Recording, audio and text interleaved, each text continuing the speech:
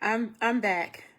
This has been crazy. I intended to be here earlier for you, and I've had two technical difficulty challenges, and I still haven't figured them out.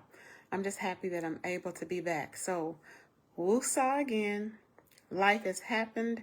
It's happening, and something will happen again, but we'll be able to handle it. You just have to handle it. So I apologize because I got cut off mid-sentence the last time. I was just talking to you a few minutes ago. So let me regroup. This is going to be good, you all. Evidently, it's a fight to get it out. So I'm going to do it. And it's going to land where it lands, with whom it lands, and how it needs to be planted as a seed for growth. Anyway, welcome back. Our three-part series on and overcoming, mainly with I am enough and I've had enough. That's our title. That's our messaging. I am enough and I've had enough. There are times we have to say that and mean it and then follow it with action. So yesterday, the first part, we talked about the importance of knowing ourselves. We can know others, but unless and until we know ourselves, our learning is greatly incomplete. It's just incomplete because we are the only ones who embody the whole essence of who we are. And if we don't understand what we have going on, how we tick, what we want, what we don't want, what works well for us, what does not, I don't know how anyone else can, not fully. We need to know ourselves. And we tend to get to know the people, or try to at least, that we're interested in. I like to know something about them, even if you're looking it up. So we need to know about ourselves. Ideally, we would have some interest in that. As I shared yesterday, our person we'll call Martha, that I remember supporting some time ago, she was going through some deep challenges that had to deal with one of the most important institutions that we have. It was her home life, her family, and in having to make some decisions, things got worse before they got better, but they got better. I shared she's received a promotion on her job. She's enrolled in a graduate program.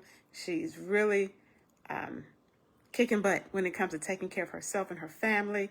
She has done amazing things. And one of her main catches as to why that is and how is because she valued herself and she got to know and understand who she is. Okay.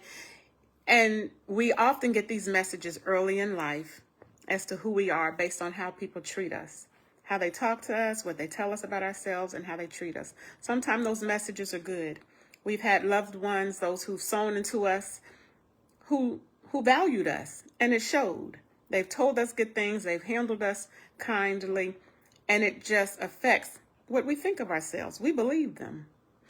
There are other people who've had the experience where those that they looked up to and needed shared and showed them something different, something negative.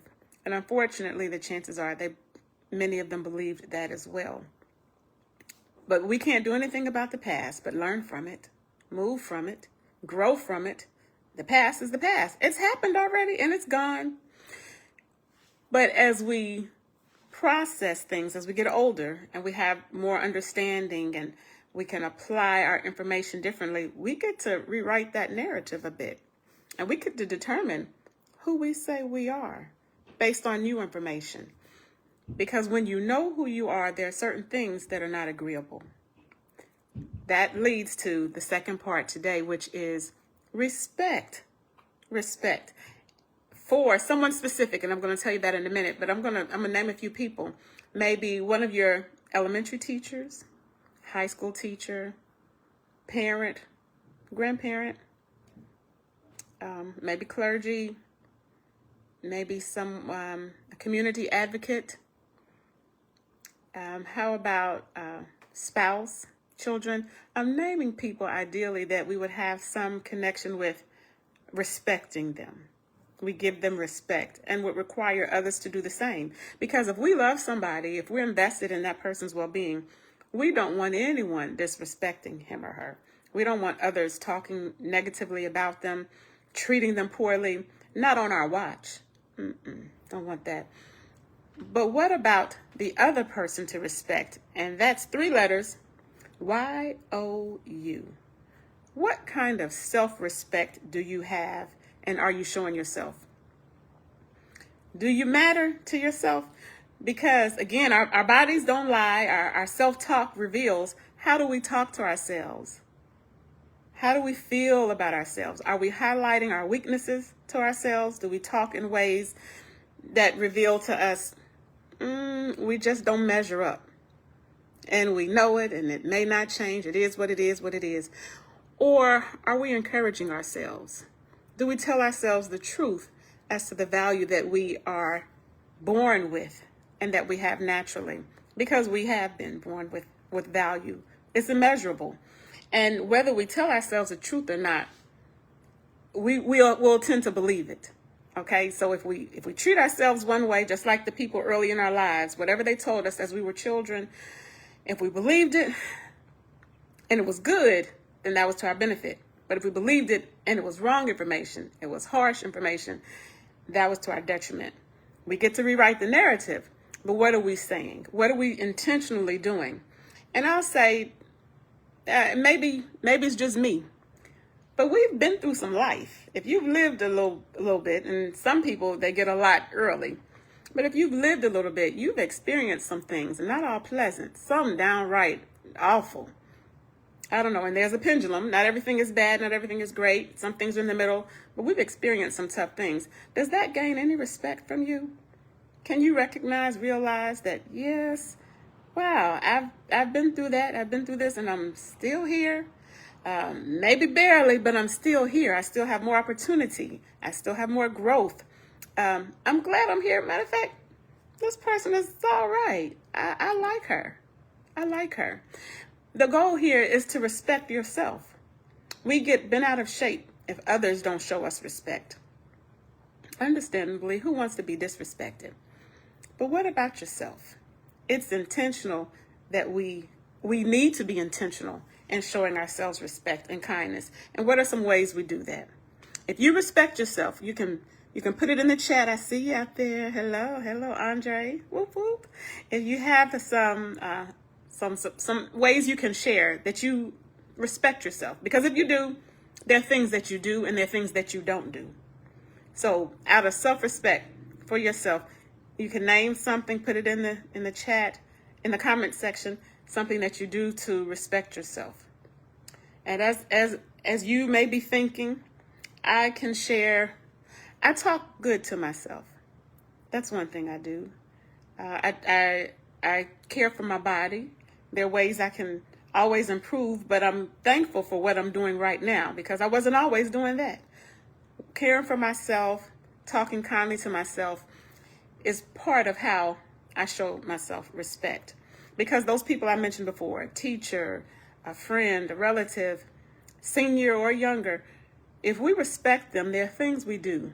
There's certain language we may not choose to use around them, certain behaviors or practices. Not all of them are bad, but we just do differently around different people, sometimes depending on our level of respect for them.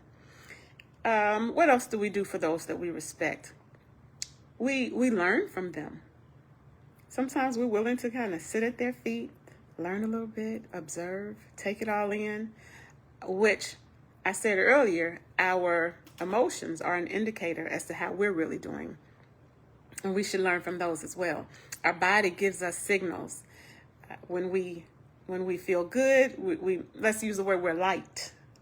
And when we don't, we may feel heavy emotionally, headaches, stomach upset, not able to sleep, not able to think clearly, confused. There's a lot. You can fill in the blank for yourself. But when you're not at your best, and when it's worse than that, your body gives you signals that something isn't right, and you tend to not feel good. You just don't. But when we are respectful of ourselves, it's a practice. It's a lifestyle practice that we develop. How would you respond to someone who has experienced what you've experienced? You just think about it for a moment. If you were able to meet your person who has similar lifestyle a background, and this person was choosing to come up in some way or form. And they were impacted and still maybe brooding over or struggling with things that had happened, maybe things that they've done, inflicted, or they have been done to them, or just somewhere in the middle. They don't even know what and how, but this is what has happened. These are the cards I was dealt. This is how I played my hand. Some ways good, some ways not, but I'm here now. How would you treat that person? That reveals a lot. I want to pause, but I don't want to pause too long because I'm on a live. But think about that. What would you do? How would you respond if that person came up to you or met you, or you met that person, however it's to go? Would you have any understanding and be like, just listen? Because sometimes we can be quick to take things over, conversations, and make them about ourselves. This person brought it up, but we're taking it over.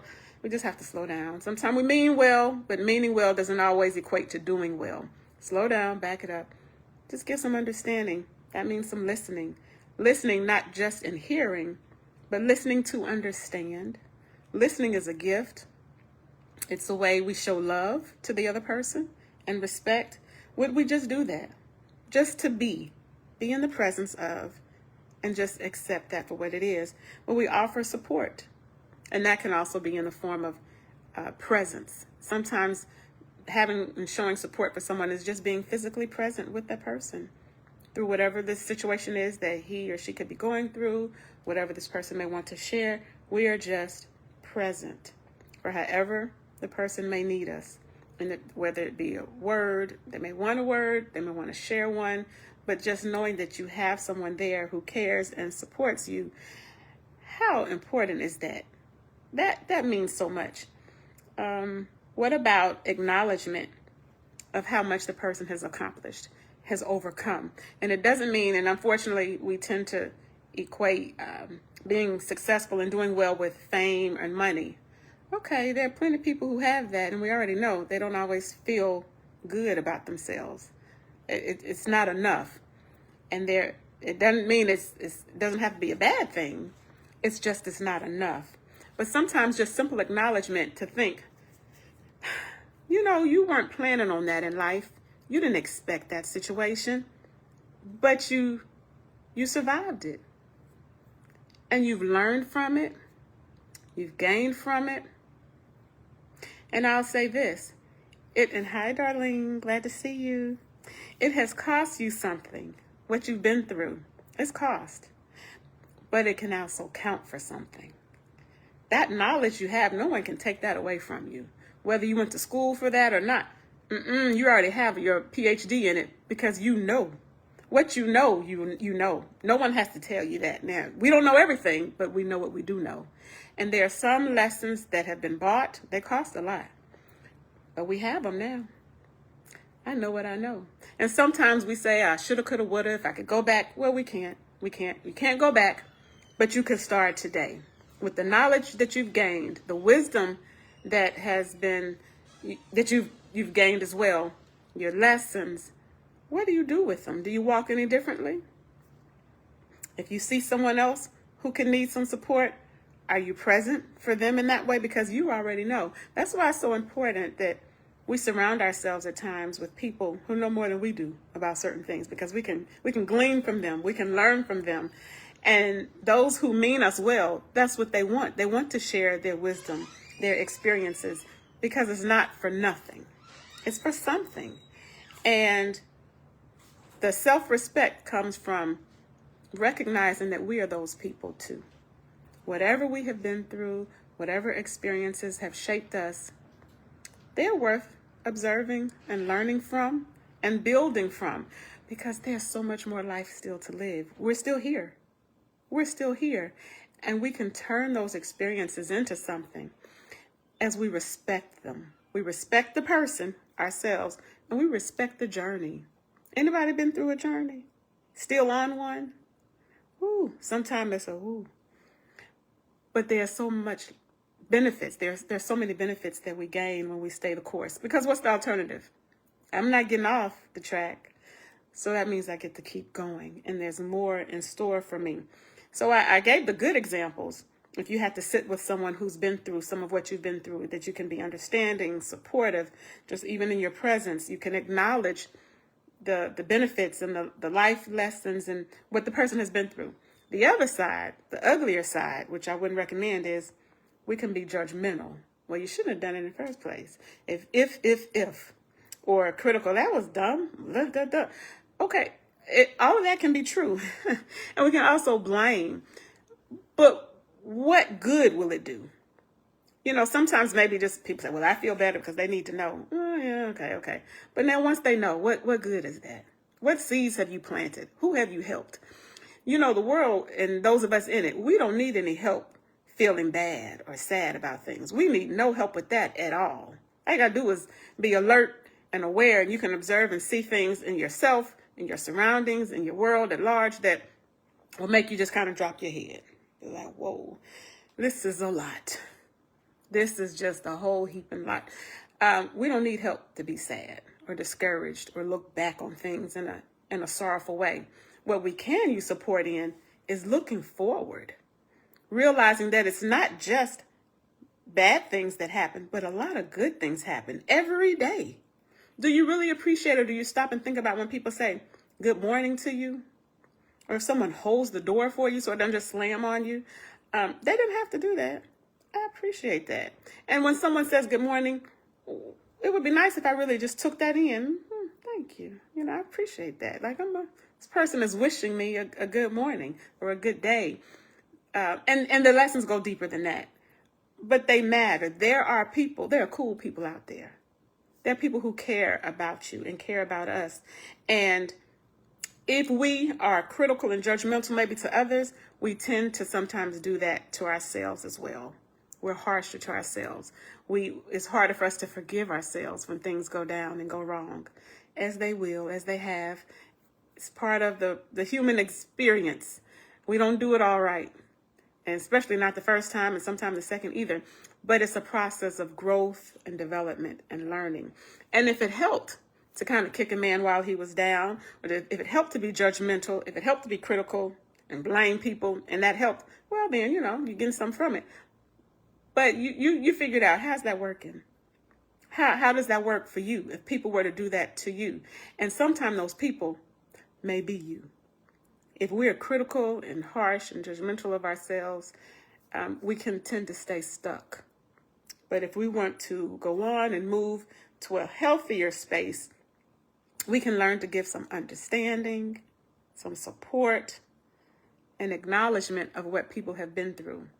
As babies, when we get here, we don't know anything anyway, but we have no idea what life has in store. We do good to make it from babyhood to where we are now with some understanding and some desire to keep going and to do better. We did well, you all. We did well. I'm glad you're here. I'm glad you're here, Andre. Glad you're here, Darlene. We did well. And be a friend to yourself. Be the way you would be a cool friend to someone else, or you appreciate someone who's just a cool person to you. Like, I like him. I like her. Good people. Good people. Be that to you. Be that to you. Be your own best friend, and a healthy friend, because sometimes friend dynamics, it could be what it is. Some friendships are healthier than others. And what is one quality? I'm going to ask you while I have you in here. Give me one quality of a healthy friendship. What's something that if you have somebody, this friend can be related to you or not related to you. But if it's a friendship, a healthy one, what's one thing or something that person does that makes it so? Give me one thing. If you can put it in the comment section, that would be good. What's one thing that people you call friend do or say, or how they are to you? What's something? Because I have few things, but I want to hear if you have something. I want to acknowledge that as well. As you could be thinking, I'm going to say healthy friendship shows support. Like, I got your back, you have mine. We don't have to talk all the time. We can be available when we need each other, and we do talk sometimes. But I have your back, and you have mine. Just a good person. I like you, and I know you support me and appreciate me too, just for who I am. That leads me to another one: acceptance. A good friend accepts us, and we accept the other person. We're not having to try to be something else to meet their approval, nor is the person having to do that to us either. So being supportive, showing and being accepting, that shows that we have a healthy friendship.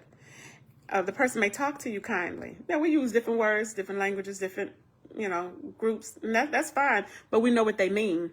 And what the person means to us is good. And what we mean to them also, those people, is good. So whatever way we express it, we're good. The person listens to understand and not just to interject and take things over. Let's be all of those things to ourselves. Let's support ourselves. What are our interests? What goals do we have? What do we want to do? Talk kindly to yourself. Your self-talk. We don't need any help with people talking us down. Talk good to yourself. Talk good. Your self-talk needs to be positive. And listen. Listen to what your body signals are telling you. If you feel tired, ideally, listen to that and take you a rest. Sit down somewhere. You might need a nap. But if you can't always go to sleep, acknowledge that your body needs what it needs. And since you're respecting yourself holistically, you learn to take those signals and do something with them. You don't ignore them, because none of us like to be ignored. And if we practice these things, those are just some ways that we learn how to treat ourselves with the respect that we deserve. And as we do it, we tend to not be accepting of anyone else who's going to do us different, because there are plenty out there. It's an unhealthy world out there. It's a whole bunch of unhealthy people. And they didn't ask to be that way, some of them, but they are just the same. And when we allow them to take us over and impact us, because, hurt people, then we're affected by that. But when we know ourselves and respect ourselves, some things, it's like, oh, no. I don't even talk to myself that way. I don't do that to myself. I'm not going to let somebody else do it. That doesn't feel right. And I'm not going to get comfortable with that. It's important. So learning how to overcome challenging situations and whatever dynamic they're in, learning that you're enough.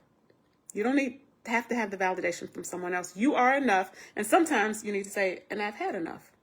Let that I've had enough part today be about, I've had enough of not respecting myself. I've had enough about talking down. I'm going to switch that. I'm going to show myself some self-respect. I'm going to learn to live with self-respect. And then the world should fall in line. That's it for today, folks. I'm coming back to you tomorrow, and it's dealing more with expression, how we will express ourselves in healthy ways, but it's something special. You just have to come back for it tomorrow, and hopefully the live will go out on time because I won't have any technical difficulties. So it'll be 12:30 Central Time. That's 1:30 Eastern Time. I hope you come back and join me. So glad to see you all smiling faces. I love y'all. Bye-bye.